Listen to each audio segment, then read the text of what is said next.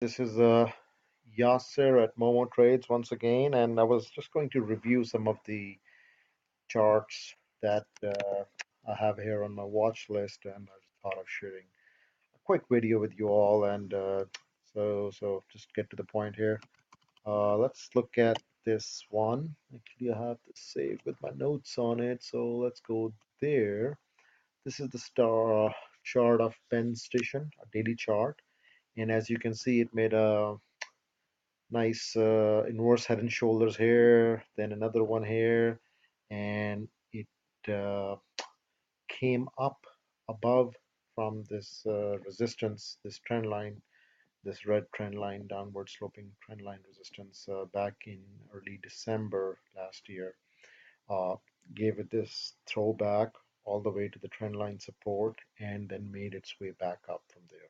And then this blue line you see has been the resistance all the time since the past 6 or so months. Uh, and I can see, as you can see, it has made that breakout over here. And if I have to kind of look at the target range for that, so usually that is taken by subtracting this level from this level. So I would say that's about 13 and 14 6 $1.50. So if you add $1.50 from here, that's about close to, I would say, $16. So $16 would be the target uh, price for this on this breakout for this chart. Looks like it's going there, 15.20, so we still have about 80 cents to go hit our target. So let's go check the next chart, which is I don't think I've saved that one. It is, actually, I have saved that one, CBPX. So this is a daily chart for CBPX. Lots of volume here. Late February, early March time frame. Made a nice little breakout right here, and just gave up some of that gains, and now looks like it's starting to build that momentum back up. CCI, it's still kind of pointing downward, but not that I'm really worried about that. But let's look at the weekly chart. Weekly chart is definitely much better. You can see inverted and inverse head and shoulders right here. This one, this is the sort of a resistance.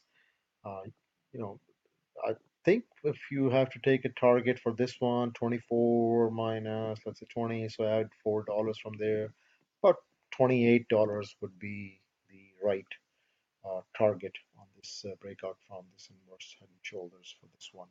So we still have some room there. Moving averages are fine, pointing upwards. Moving MACD is looking good. CCI is above 100, which is fine. Everything looks good on the weekly chart. So yeah, might be a little slow mover, but it looks like it's on the right path. Uh, Others, XLNX. That is also one chart that I liked.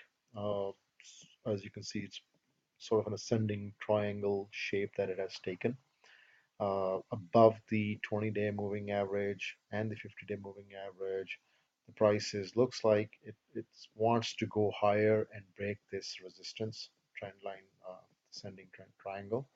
So looking at these little indicators are supportive. So I would say it's a good long here, good long entry.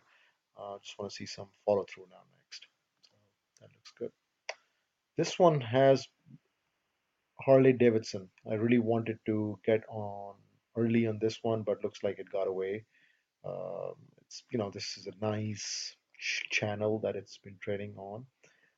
Looks like we still have, I mean, we can still get in if we get a little pullback. I don't like to chase prices, but just from the looks of it and the way indicators are showing,